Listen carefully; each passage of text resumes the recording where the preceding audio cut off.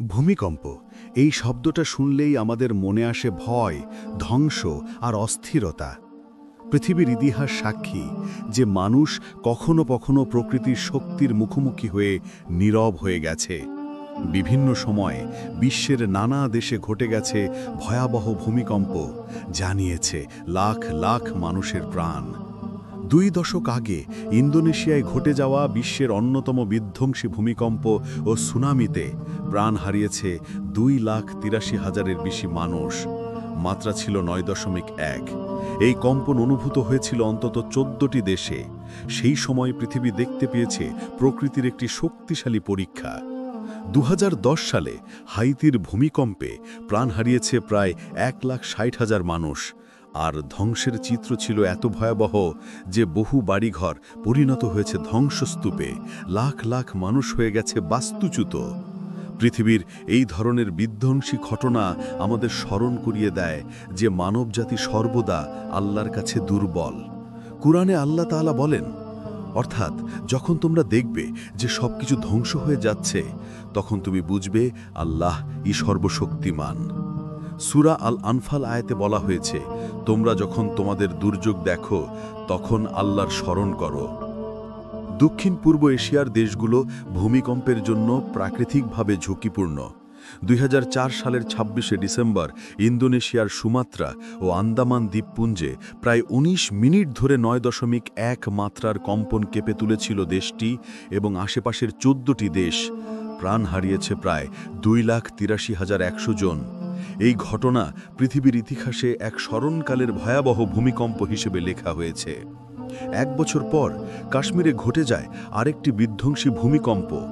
পাকিস্তান ও ভারতের 2 অংশে 7.2 মাত্রার কম্পনে প্রাণ হারায় 87,000-এর বেশি মানুষ। 2008 সালে চীনের সিচুয়ান প্রদেশে অনুভূত হয় 7.9 মাত্রার কম্পন।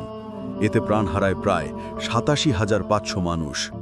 নেপালে 2015 সালে স্মরণকালে 2টি শক্তিশালী ভূমিকম্পে প্রাণ হারায় প্রায় 9,000 মানুষ এবং দেশের প্রায় 40% এলাকা ব্যাপক ক্ষতিগ্রস্ত হয়। ভূমিকম্পের প্রভাবে এভারেস্টও বরফ ও ভূমিধস হয়েছিল। প্রকৃতপক্ষে এই সব ঘটনা আমাদের জন্য একটি শিক্ষা। আল্লাহ তাআলা আমাদের সতর্ক করেছেন যে আমরা কখনোই নিরাপদ নই। পৃথিবী হলো অস্থায়ী আর প্রকৃতির সব শক্তি আল্লাহর হাতে। কুরআনে আল্লাহ তাআলা বলেন, আর তুমি ভাবো না যে যারা নিজেদের জীবনকে প্রমাণ করে তারা নিরাপদ। প্রকৃতপক্ষে সবই আল্লাহর হাতে।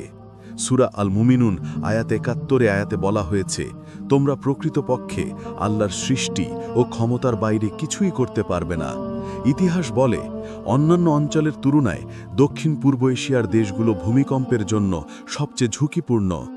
সুন্দা megathrust, Sumatra fault zone, Sagaing fault এবং প্রধান হিমালয় থ্রাস্টের মতো ভূমিকম্পপ্রবণ ফল্ট এই অঞ্চলে অবস্থিত। 2010 সালে হাইতির ভূমিকম্প প্রমাণ করে যে প্রকৃতির এই শক্তি কোথায় ও কবে আঘাত করবে তা আমরা জানি না। প্রায় 1,60,000 মানুষ প্রাণ হারায়, বহু বাড়িঘর ধ্বংস হয় এবং লাখ লাখ মানুষ হয়ে যায় বাস্তুচ্যুত। চলতি বছরও আমরা লক্ষ্য করেছি কয়েক দশকের মধ্যে শক্তিশালী ভূমিকম্পে কেঁপে উঠেছে মিয়ানমার, যেখানে প্রাণ গেছে কয়েক হাজার মানুষের। 7.7 মাত্রার কম্পন অনুভূত হয়েছে দক্ষিণ পূর্ব এশিয়ার অন্তত 7টি দেশে। 2 বছর আগে তুরস্ক ও সিরিয়ায় ঘটে যায় একটি ভয়াবহ ভূমিকম্প। মাত্রা ছিল 7.8। তুরস্কের উদ্ধার হয়েছিল 5,000-এরও বেশি মরদেহ, আর সিরিয়ায় আরও 6,000 জন প্রাণ হারিয়েছে। আফগানিস্তানও ভূমিকম্প প্রবণ হিসাবে পরিচিত। চলতি বছর একাধিকবার কম্পন অনুভূত হয়েছে, কয়েক হাজার মানুষ প্রাণ হারিয়েছে। এইসব দুর্যোগ আমাদের শিক্ষা দেয় যে মানুষকে সর্বদা তাওবা, সালাত ও আল্লাহর স্মরণে ফিরতে হবে। হাদিসে রাসূলুল্লাহ সাল্লাল্লাহু আলাইহি ওয়াসাল্লাম বলেছেন, যে ব্যক্তি দিনের আলো ফুরানোর আগে তার সমস্ত ভুল ত্রুটি মেনে নেয় এবং আল্লাহর কাছে ক্ষমা প্রার্থনা করে, আল্লাহ তাকে ক্ষমা করবেন। সহিহ মুসলিম হাদিস 778 আয়াতে বলা হয়েছে, ভূমিকম্প শুধু প্রাণহানির কারণ নয়, এটি আমাদের হৃদয়কে সতর্ক করে এবং ঈমানকে পরীক্ষা করে। যারা ধৈর্য ধরে, আল্লাহর প্রতি বিশ্বাস রেখে বিপদ সামলায়, তাদের জন্য আল্লাহর ওয়াদা রয়েছে। কুরআনে বলা হয়েছে, নিশ্চয় ধৈর্যশীলদের জন্য প্রতিদান রয়েছে যা তারা কামনা করে। সূরা আল ইমরান আয়াত ১৭৫ বলা হয়েছে যে ধৈর্য ধারণ করবে তার জন্য মহান পুরস্কার আছে। প্রকৃতপক্ষে এই সব ঘটনা আমাদের স্মরণ করিয়ে দেয় যে এই জীবন অস্থায়ী আর প্রকৃত শক্তি আল্লাহর হাতে। আমরা যতই উন্নত হই না কেন, প্রকৃতির বিপর্যয় আমাদের স্মরণ করিয়ে দেয় যে আমরা কতটা দুর্বল। যারা এইসব দুর্যোগ থেকে শিক্ষা নেয় তারা জানে যে তাদের নিরাপত্তা কেবল আল্লাহর হাতে। তারা বাড়ি, জমি বা ধন সম্পদের প্রতি নির্ভরশীল নয়। তারা জানে যে প্রতিটি প্রাণ আল্লাহর হাতে। রাসূলুল্লাহ সাল্লাল্লাহু আলাইহি ওয়াসাল্লাম বলেছেন, প্রতিটি প্রাণের মৃত্যু নির্ধারিত আছে, কেউ তার পূর্ব নির্ধারিত সময় অতিক্রম করতে পারবে না। সহিহ বুখারী হাদিস ৫৭১ বলা হয়েছে, সুতরাং এই সব ভূমিকম্প, দুর্যোগ ও বিপর্যয় আমাদের সতর্ক করে, ভয় দেখায় না, বরং আল্লাহর দিকে ফিরে যাওয়ার জন্য পথ দেখায়। আমাদের দায়িত্ব হলো আল্লাহর প্রতি ঈমান বজায় রাখা, ধৈর্য ও সাবধানতা রাখা, বিপদে সাহায্য ও মানবতার সেবায় এগিয়ে আসা। এই পৃথিবী কেবল একটি পরীক্ষার মঞ্চ। যে ব্যক্তি আল্লাহর স্মরণে থাকে, বিপদ ও বিপর্যয়ের সময় ধৈর্য ও তওবা পালন করে, আল্লাহ তাকে সর্বদা রক্ষা করবেন। কোরআনে আল্লাহ তাআলা বলেন, যে ব্যক্তি আল্লাহর উপর ভরসা রাখে সে নিঃসন্দেহে যথেষ্ট। আল্লাহ তাদের জন্য যথেষ্ট যা তারা প্রয়োজন। সূরা আত-তালাক আয়াত ৩ বলা হয়েছে। শেষে আমাদের মনে রাখতে হবে, ভূমিকম্প, বন্যা বা অন্য কোনো দুর্যোগ আল্লাহর একটি নৈশব্দিক ডাক।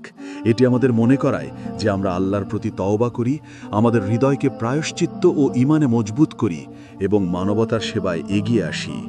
প্রকৃতপক্ষে যারা এই শিক্ষাকে হৃদয় ধারণ করে তারা জীবনে সত্যিকারের শান্তি ও নিরাপত্তা খুঁজে পায়, আর যারা তা উপেক্ষা করে তারা প্রাকৃতিক বিপর্যয়ের মধ্য দিয়ে আল্লাহ স্মরণে ফিরে আসতে বাধ্য হয়।